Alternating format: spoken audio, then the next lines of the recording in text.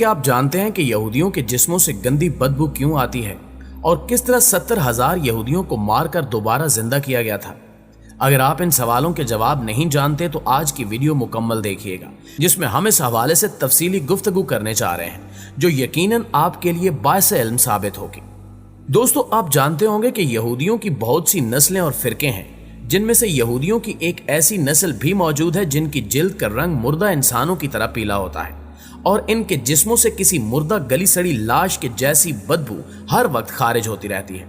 यहां तक कि इनका नया लिबास भी थोड़े ही अरसे बाद किसी मुर्दे के कफन की तरह गर्द आलूद और तार तार होने लगता है। ये लोग अपनी इस कमजोरी या निशानी को छुपाने के लिए भले कितने ही परफ्यूम और खूबसूरत लिबास इस्तेमाल कर लें, इनकी तीनों निशानियों में से किसी एक निशानी की वजह से पहचाने जाते हैं।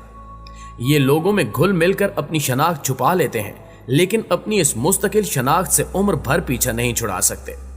इनकी इस खामी के हवाले से कहा जाता है कि ये एक अजाब याफ्ता कौम है जो हजारों साल पहले दुनिया में आई थी, लेकिन अपनी बदअमाली और पैगंबर की सरी नाफरमानी की वजह से, अल्लाह के अहकामात की खिलाफ वर्जी करने की वजह से एक अनोखे और बदतरीन अजाब का शिकार हो गई थी। दोस्तों, ये वाकया कुछ यूं था कि हजरत मूसा अलैहिस्सलाम के बाद की बात है, जब एक पैगंबर यहूदी कौम के एक बड़े शहर की जानिब भेजे गए। जैसा कि तारीख में यहूदियों का शुरू से यही वतीरा रहा है कि अल्लाह ताला के सख्त नाफरमान रहे हैं, इसलिए सिर्फ इस कौम के मुख्तलिफ शहरों और कबीलों की इस्लाह के लिए एक वक्त में सैकड़ों की तादाद में पैगंबर और नबी भेजे जाते रहे।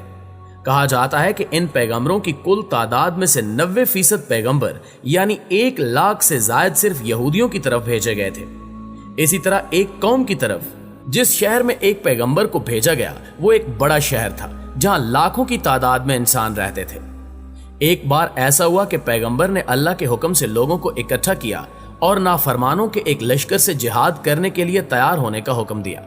लेकिन जैसा कि यहूदी रुपए पैसे के लालची दुनियादार और जंगो जदल से दूर रहने वाली कौम है, लिहाजा इन्होंने पैगंबर को वाज़े तौर पर इनकार भी नहीं किया और हाँ में जवाब भी नहीं दिया, लेकिन बहानेबाजियों से टाल मटोल करने लगे। उस वक्त के पैगंबर इनको रोजाना घरों में जा जाकर जिहाद की तैयारियों का हुक्म देते, लेकिन वो दुनियावी जिंदगी में इतना खो चुके थे कि मौत के तसव्वुर से ही घबरा जाते थे।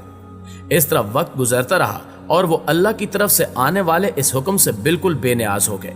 लिहाजा इन पर अल्लाह की तरफ से अजाब लाने का फैसला किया गया। इन लोगों को अल्लाह के अजाब से बहुत डराया गया, लेकिन इनकी नाफरमानियां जारी रहीं और फिर एक रोज इनमें ताउन की वबा फूट पड़ी और रोजाना दर्जनों अफराद मौत के मुंह में जाने लगे। इस कौम के चालाक और होशियार लोगों ने जब ये सूरत हाल देखी तो उनको यकीन हो गया कि इनकी नाफरमानी की वजह से इन पर अल्लाह का अजाब नाजिल हो चुका है। चुनांचे वो लोग उस शहर से निकले और दूर दराज किसी जंगल में रहने के लिए चल खड़े हुए। वक्ती तौर पर जगह तब्दील करने की वजह से वो ताउन के मर्ज से बच गए, जिसको देखते हुए उन्होंने फैसला किया कि वो इसी जंगल में अपने बच्चों, दोस्तों, साथियों और रिश्तेदारों के साथ उस वक्त तक मुकीम रहेंगे जब तक इनके शहर में ताउन का अजाब टल ना जाए। अभी इनको वहां रहे चंद दिन ही गुजरे थे कि एक दिन अल्लाह ताला ने एक फरिश्ते को भेजा और यूं इनकी चालाकी और अक्ल इनके काम ना आई और उन पर अजाब पहुंच गया। फरिश्ता एक बुलंद पहाड़ पर खड़ा हुआ और उसने एक ऐसी खौफनाक चिंगाड़ की आवाज निकाली कि जिसने वो आवाज सुनी दहशत और खौफ से होशो आवाज खो बैठा। इसके बाद फरिश्ते ने उसी गूंजदार आवाज में पुकारा, मोतो यानी मर जाओ। इसके ये अल्फाज अदा होते ही जहां जहां पर वो यहूदी मौजूद थे वहीं पर गिर गए और